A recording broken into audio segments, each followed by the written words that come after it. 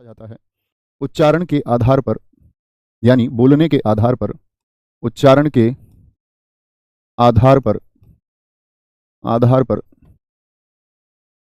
वर्णों का वर्गीकरण। यानी वर्गीकरण का मतलब उनको बांटना है कि उच्चारण जो होगा वो मुख के किस स्थान से होता है।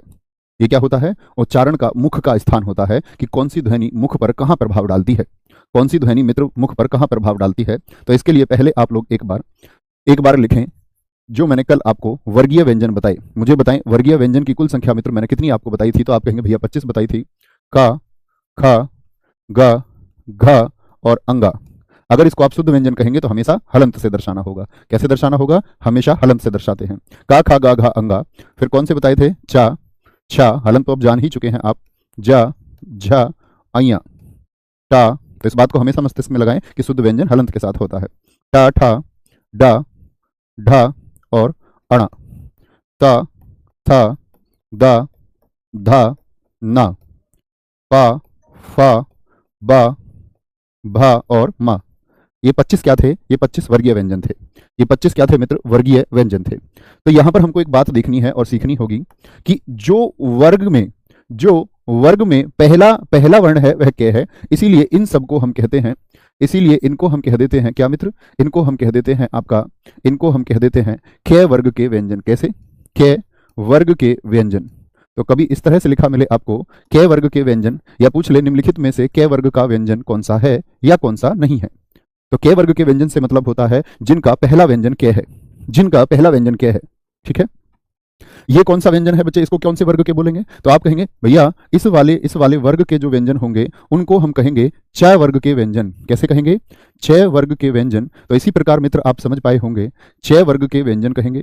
ठीक है, और जो आगे रहेंगे इनको इसी प्रकार से भाई साहब ट वर्ग के व्यंजन कहते हैं। तो कभी भी आपसे पूछे निम्नलिखित में से कौन सा ट वर्ग का व्यंजन है या नहीं है, तो आप कहेंगे ट वाले में तो टा, ठा, डा, ढा और अणा होते हैं। अगर आपसे पूछे तो इसमें क्या होंगे? त वाले में ता, था, दा, धा, ना। ये त वर्ग के व्यंजन मित्र होते हैं। त वर्ग के व्यंजन इनको हम कहते हैं।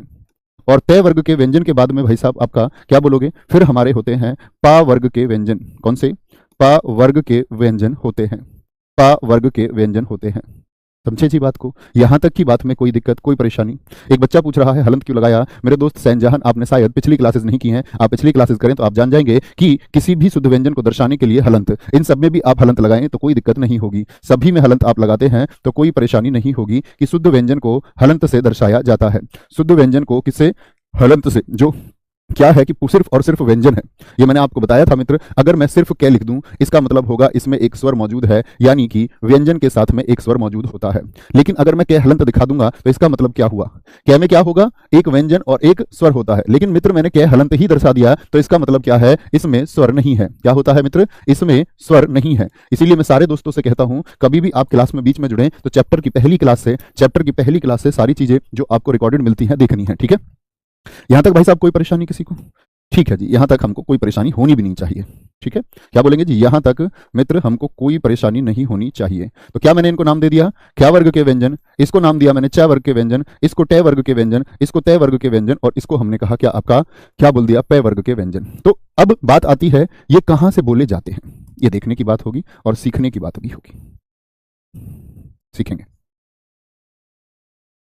एक बार देखना ध्यान से। अब आप लोग अपने मुख के बारे में जानते हैं मित्र, मुख के बारे में जानते हैं कि जो ध्वनि निकलती है भैया या तो कंठ से निकलती है, या कंठ के बाद तालु, तालु के बाद में फिर मूर्धा, मूर्धा के बाद में फिर आपका दंत और फिर ओष्ठ। इस हिस्से का प्रयोग होता है बोलने के लिए। स्वर तंत्रियां यहीं पर मौजूद होती हैं।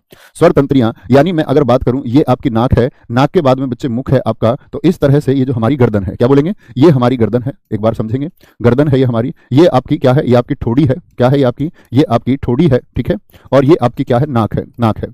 ठीक है, तो नाक से इन सब चीजों के बीच में क्या मौजूद है? गर्दन में क्या होता है मित्र? कंठ होता है कि नहीं होता? बोलेंगे।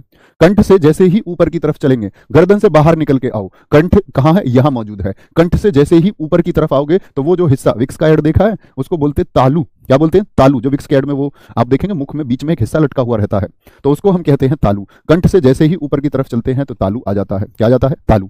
तालु से जैसे ही ऊपर चलोगे, जब हमारी जीभ लप लप लप लप चलती रहती है तो जीभ ऊपर कहां टकराती रहती है? यानी ऊपर वाला जो हिस्सा है, जिसमें आप भी कुछ बोले, लगातार एक वाक्य बोल के देखिए, आपकी जीभ जो मुख के ऊपर जिस हिस्से में बार बार लप लप लप लप टकराती है, उसी को हम मूर्धा कहते हैं।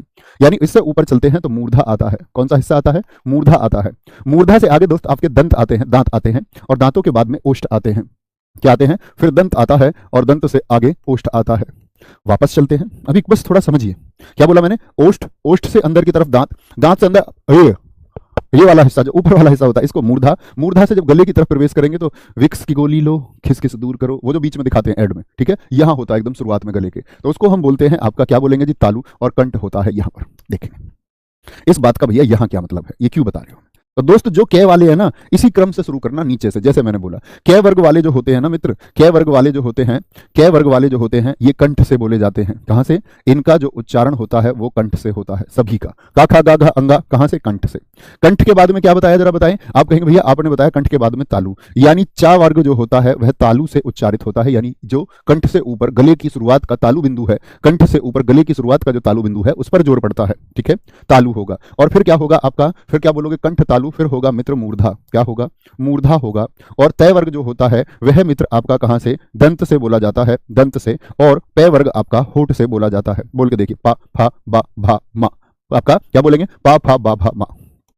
कोई दिक्कत इतनी बात में? नहीं भैया, यहां तक की बात में तो कोई दिक्कत नहीं। तो जो कंठ से बोले जाएंगे उनको हम कहते हैं कंठव्य वर्ण। क्या बोलोगे? कंठव्य व्यंजन कह देते हैं। जो तालु से बोले जाएंगे मित्र उनको हम कह देते हैं तालव्य। क्या बोलोगे? तालव्य कह देते हैं। जो मूर्धा से बोले जाएं उनको हम मूर्धन्य कह देते हैं। क्या कह देते हैं? मूर्धन्य व्यंजन कह देंगे। और जो दंत से बोले जाएं उनको हम दंतव्य कह देते हैं। और जो होठ से बोले जाते हैं उनको हम ओष्ठ्य, ओष्ठ्य कह देते हैं। यानी भाई साहब बात समझे आप मेरी, मैं क्या समझाना चाह रहा हूं। जो होठ से बोले जाएं उनको ओष्ठ्य कहेंगे। क्या कहेंगे? ओष्ठ्य कह देंगे। कोई दिक्कत इतनी बात में? तो मूर्धा बोले या मूर्धन्य बोले, या बोले कंठ से बोले जाने वाले, या बोले कंठव्य, तो बात क्या होगी मित्र? एक ही बात होगी। थोड़ी बात समझ में आई? थोड़ी बात समझ में आई? एक बच्चे ने पूछा सर मूर्धा क्या है। मेरे दोस्त आप आवाज बंद करके क्लास तो नहीं देख रहे हैं कहीं? फिर से समझा देता हूं एक बार। आपका गला जानते हो या नहीं? या बिगर गले का तो नहीं है कोई आदमी यहां पर? ऐसा तो मित्र कोई आदमी नहीं है आपका, ऐसा तो कोई आदमी नहीं है जो बिगर गले के हो। तो जो गला है, ये देखो, यहाँ हड्डी से निकल रही होगी आपकी गर्दन पे, ये कंठ है।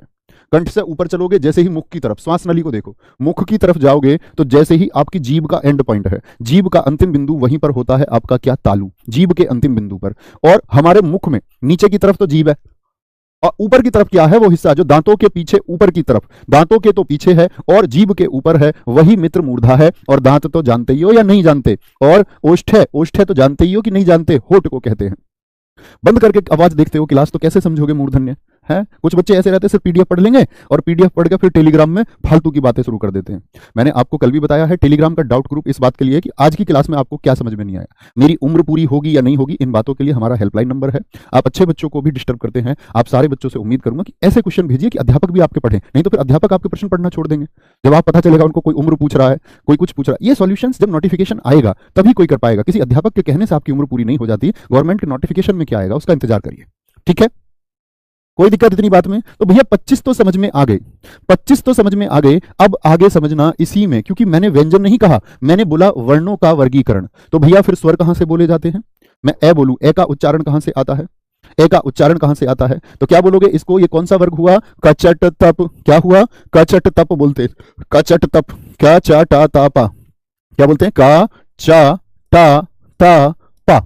एक बार आंखें बंद करके इमेजिन कीजिए। पहला वाला कंठ बताया भैया, दूसरा वाला आपने बोला कंठ के बाद में किसका नंबर आएगा? ऊपर तालव्य का, तालव्य से ऊपर मूर्धन्य, फिर दंतव्य और फिर ओष्ठ्य होते हैं, फिर ओष्ठ होते हैं। कोई दिक्कत, कोई परेशानी? आगे चलते हैं, यहां पर आएंगे। कोई दिक्कत?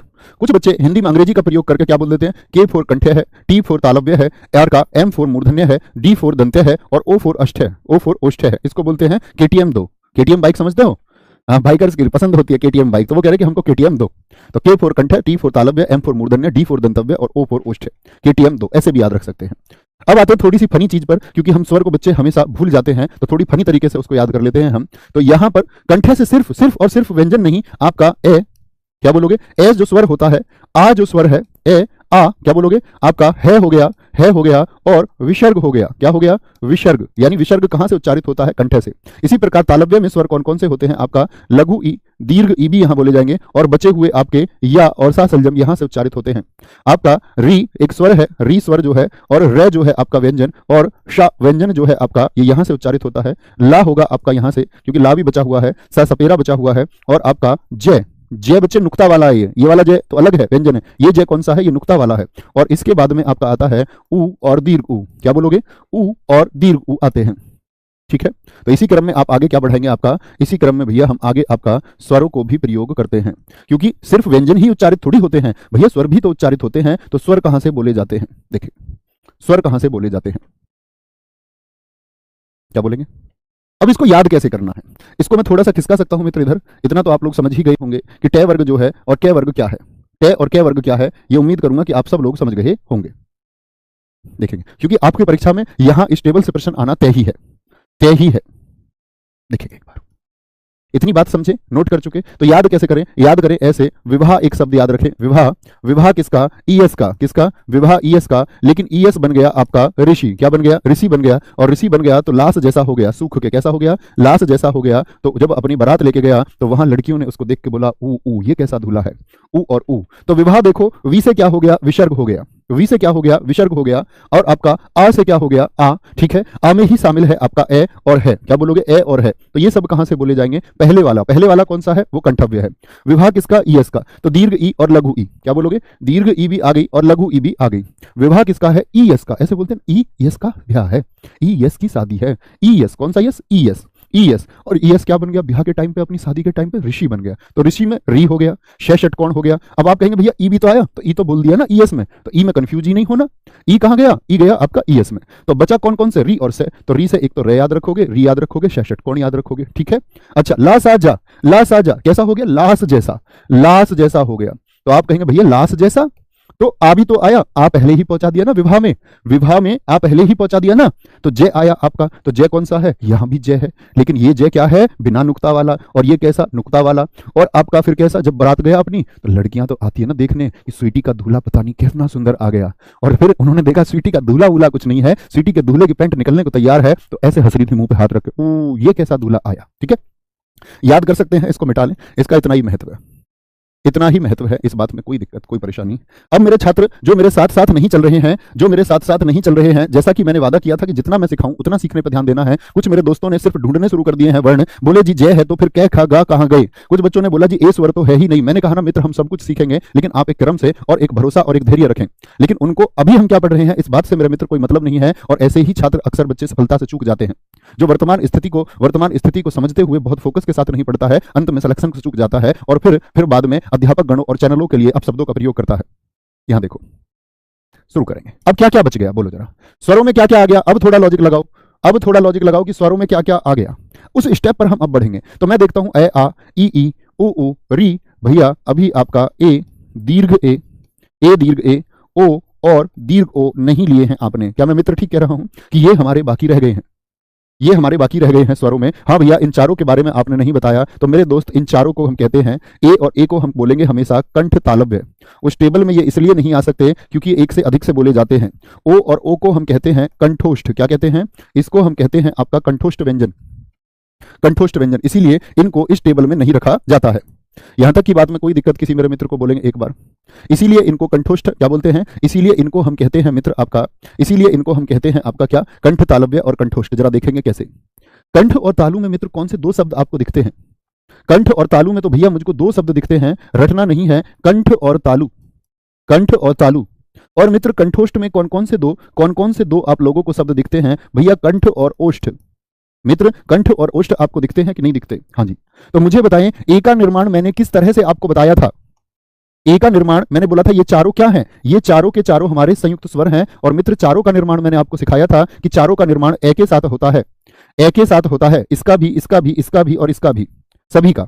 ए के साथ में क्या मिलाऊं? अब मेरा आप सारे मित्रों से मेरा प्रश्न है कि ए के साथ क्या मिलाने से अय, छोटे अय का निर्माण होता है? एक बार सारे मित्र उत्तर देंगे तो बहुत अच्छा मुझे लगेगा मैं जीते जागते लोगों को पढ़ा रहा हूं, मैं निष्क्रिय लोगों को नहीं पढ़ा रहा हूं। तो आप कहेंगे ए और भैया लघु ई आएगा।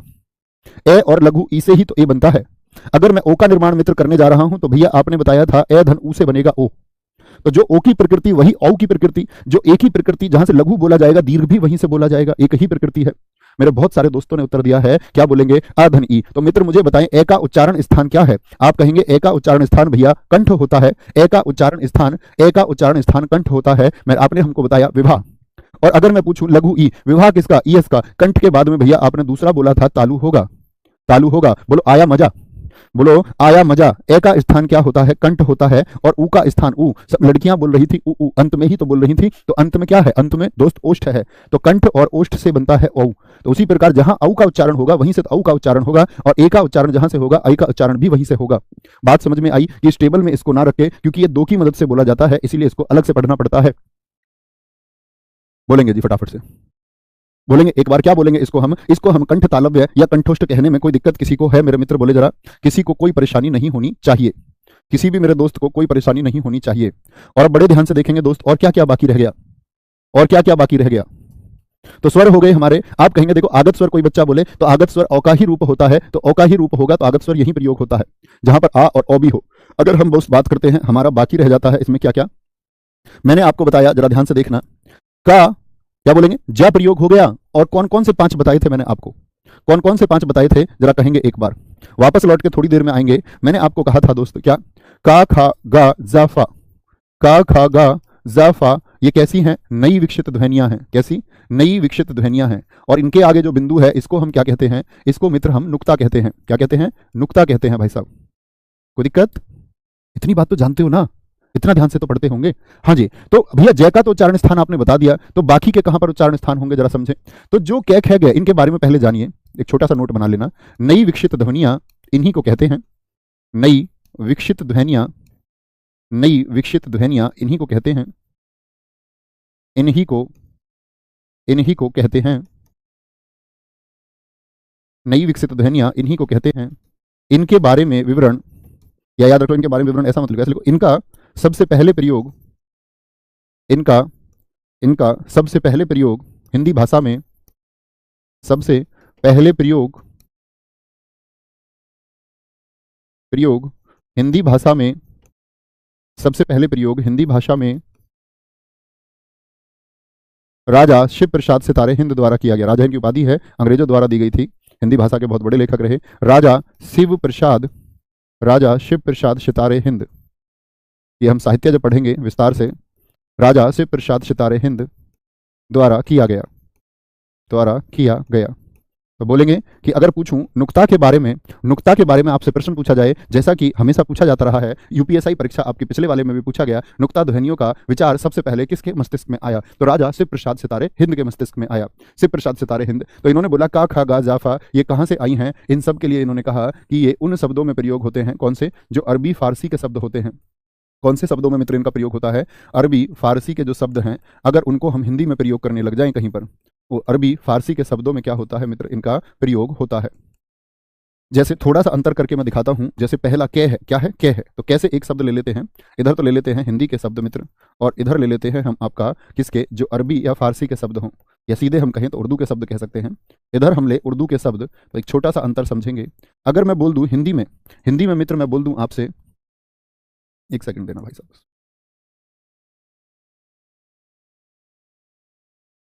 ऐसे कलर मैचिंग करनी पड़ती है इसमें आगे आएंगे। हिंदी के शब्द में बोलूं तो हिंदी का शब्द कफ का मतलब क्या होता है?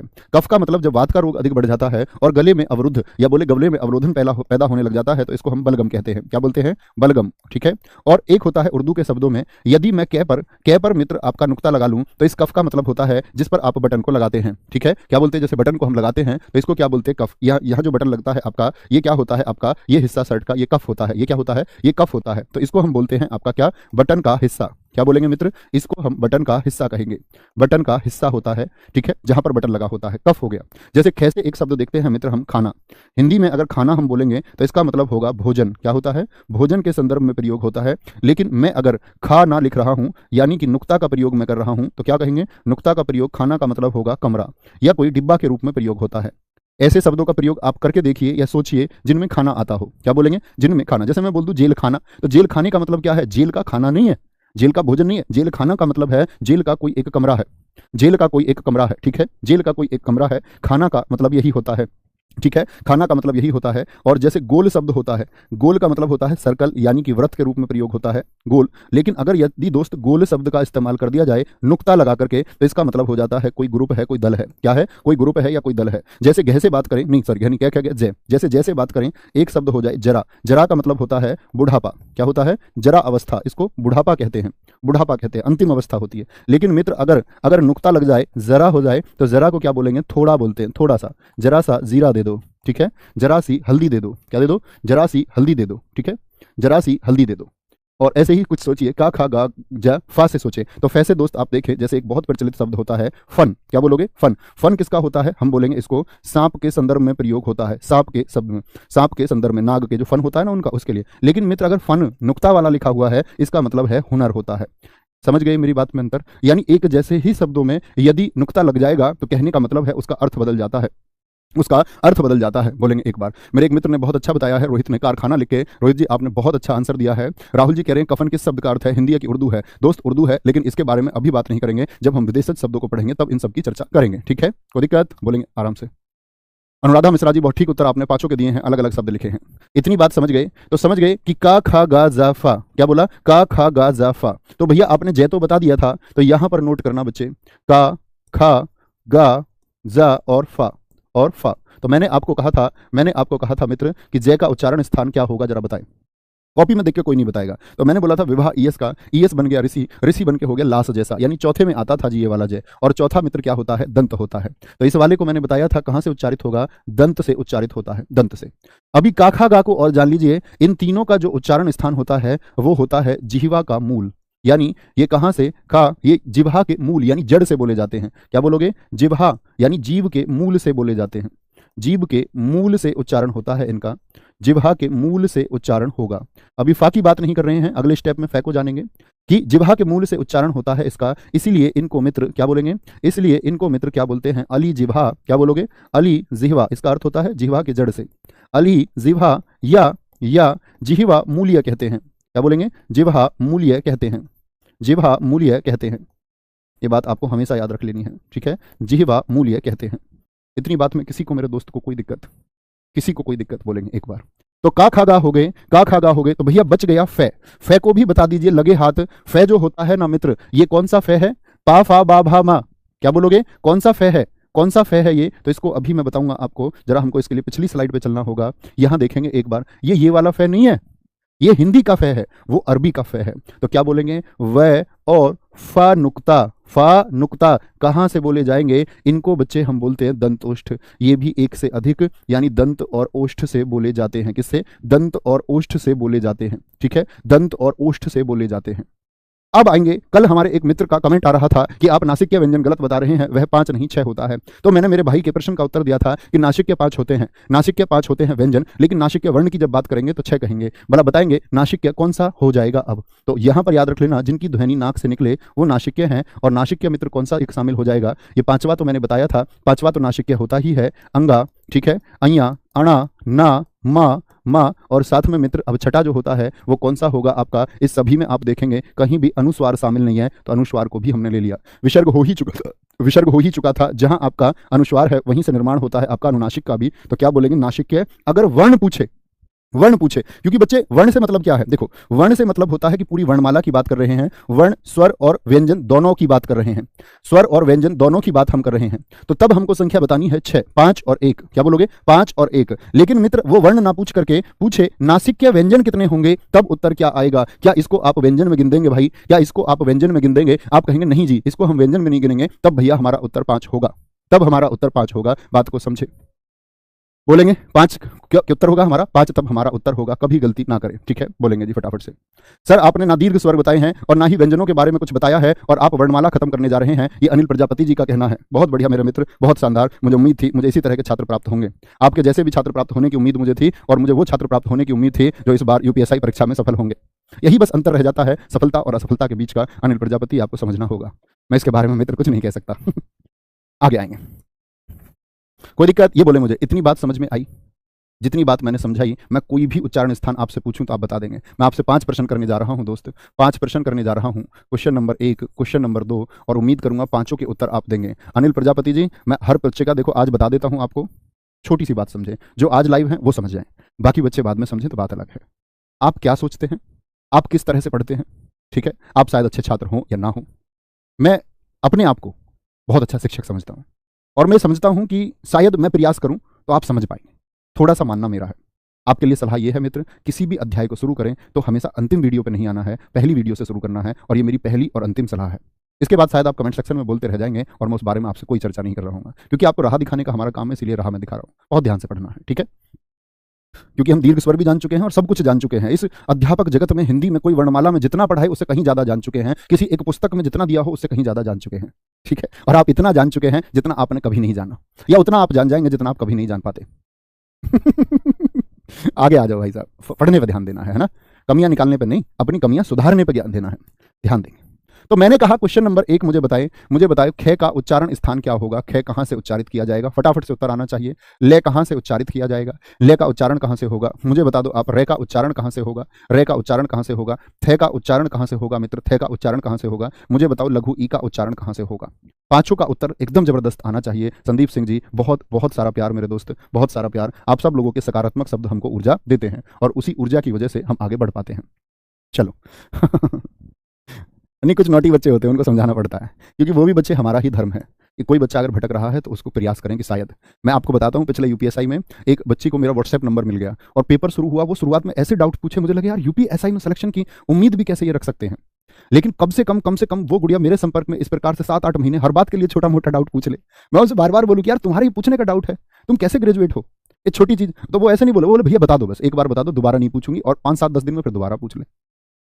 अनुराधा नाम है, ठीक है, और तुम सच मानना यूपीएसआई में बहुत अच्छे मार्क्स से सेलेक्ट हुई। तो बच्चे ये समझने की बात होती है आप लोगों के लिए कि हम शुरू में हो सकते हैं नटखट, हम शुरू में पढ़ाई में कमजोर हो सकते हैं, लेकिन एक अभ्यास के द्वारा आप बहुत शानदार हो सकते हैं, लेकिन फोकस करना होगा। तो खा का खा गा घा, का खा गा घा क्या बताए थे, का खा गा घा अंगा आ, ठीक है, हा विसर्ग विसर्ग विसर्ग सब इसी से बोले जाते हैं।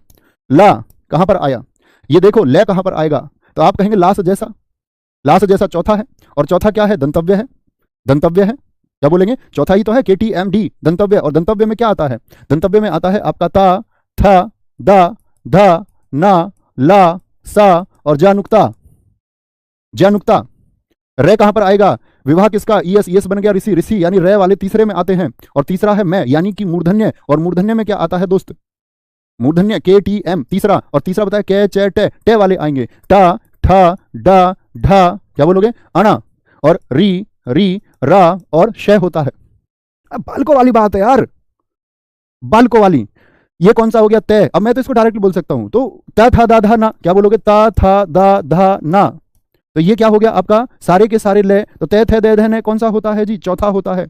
चौथे का मतलब क्या होगा आपका, ये दंतव्य होगा, तो ये दंतव्य हो गया, ये दंतव्य हो गया, ठीक है। टा ठा क्या बोलोगे, टा ठा का खा गा घा अंगा, चा चा जा झा अइया, टा ठा डा डा अण, तो तीसरा हो गया। तो क्या बन गया ये आपका, मूर्धन्य बन गया। क्या बन गया, ये सारे के सारे मूर्धन्य हो गए, ये सारे कंठ्य हो गए, ये सारे दंतव्य हो गए। और ई विवाह किसका, ईएस का, ई कहां से बोला जाएगा, के टी दूसरे में से बोला जाएगा, यानी तालव्य से बोला जाएगा, तालव्य से। और तालव्य कौन कौन से होते हैं आपका, चा छा जा झा अइया, अइया ई दीर्घ ई या और शा होते हैं।